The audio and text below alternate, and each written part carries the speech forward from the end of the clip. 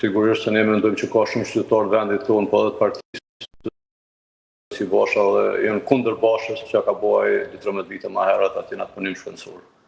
Arlen?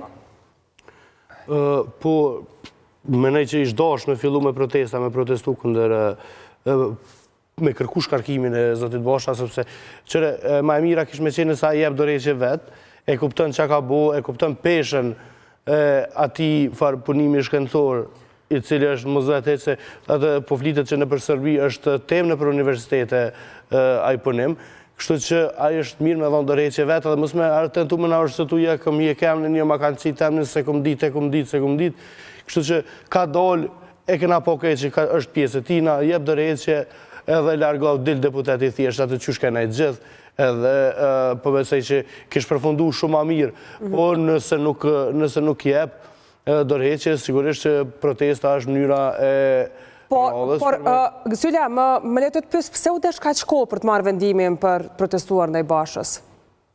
Ja, në ditën e dytë, në fakt, kur zezët i Bashë e këna gëzu faktit që është konstituu ku vendi, për shumë arsye tjera, për një e veçanti, sepse këna mendu se përmes ku vendit dhe institucionëve tona, do të kena mundësi me kontraktu një institut ndërkombëtar që monitoron gjykime ndërkombëtare. Në këtë rast ju dini tash bëhet fjalë për gjykatën speciale atje.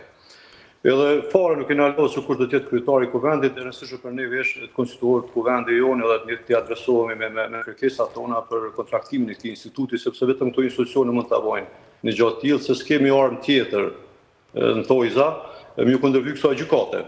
E prandaj, atër kur doli kë skandali i zotit Basha, ne nuk muna me na i duar kryq, për deri sa ai të non prek fyn vlerën ma shajt, pra sakrificën e popullit tonë për liri. Edhe ne kemi reaguar si kemi pa punim, por fillimisht nuk është që kemi marrë tragjike zgjedhjen e zotit Basha, sepse ashtu të ke fundit votuan deputetët e Kuvendit të Republikës Kosovës. Megjithatë, edhe forma e protestës që ne po themi sot që do të dalin protestë pas këtij vendimi i gjykatës. Ta shohim herë çfarë epilogi jep gjykata kushtetuese kësaj çështje. Ne ju kemi shkruar partive parlamentare, shefat grupe partive parlamentare, dhe pse disa shefa ende nuk kanë marrë mandatin, po konsiderohen që mund të jenë shefat grupe në mandatin kur fillon kuvendi punën e tij. Edhe ju kena kërkuar nga ata që ju lutem mos na detyroni të dalim në rrugë të kundërshtojmë këtë formë zotin Basha, po shkarkojeni ju. Pra, ju nuk e përjashtoni mundësinë e daljes në rrugë? Ja, ne fillimisht kemi kërkuar publikisht shkarkimin e tij. E dyta e kemi dërguar letër të gjitha grupe parlamentare që ata me inicu shkarkimin e tij, edhe me vazhduar procedura me zgjedhjen e kryetar tjetër kush do kohë saj. E prandaj ne kemi shtjerë këto mundësitë tona ligjore ose zyrtare. E përgjigja e grupeve tjera parlamentare, çfarë ka qenë zoti Sylla? Apo për shkak të dinamikave të fundit s'keni marrë një përgjigje nga to? Ja, nuk kena marrë përgjigje për asnjë partie parlamentare. Ne vetëm veç nëse i drejtoni LDK-s, se këto dy tjerat e kanë përkrahas zotrin Basha për krye parlamentar. Vetëm LDK-ja se ka votuar. Ka diçka tjetër, Ardian. Ideja që ne kemi bërë këtë shkresë kërkesë është sepse kjo shtimi reflektuar dhe ato partitë të cilat e kanë votuar, parti opozitare të cilat e kanë votuar. Do të thotë kjo një mundësi e artë për ta, më thonë po ne kemi gabuar. Kërkesa e veteranëve është shumë e drejtë, edhe ne mendojmë që do të votojmë kundër ose do të votojmë pro shkarkimin e tij. Por ju veteranët e keni marrë bajraku në farë forme, por nuk jeni kategoria vetme e fyrë, zotri Gaxherri nga Basha. Jo, zotri Basha është vetë ofendimi.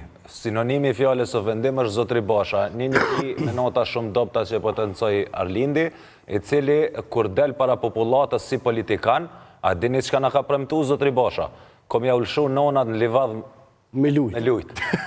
Imagjinoni këtë njeri tash sot na shqiptarët, nuk duhet me dalë prej vetit, se na Gjermën s'mu i bohem. Na nonën edhe motrën e kemi pikën më të fort edhe më të dopt njetë. Edhe zotri Basha me dalë me na thonë neve, ja u lëshoj nonat në livadh, a din edhe sot me pas kryetar parlamenti, plus një punim anti-UÇK, do me thona jemi të dalë pej gjenezës tonë si kom.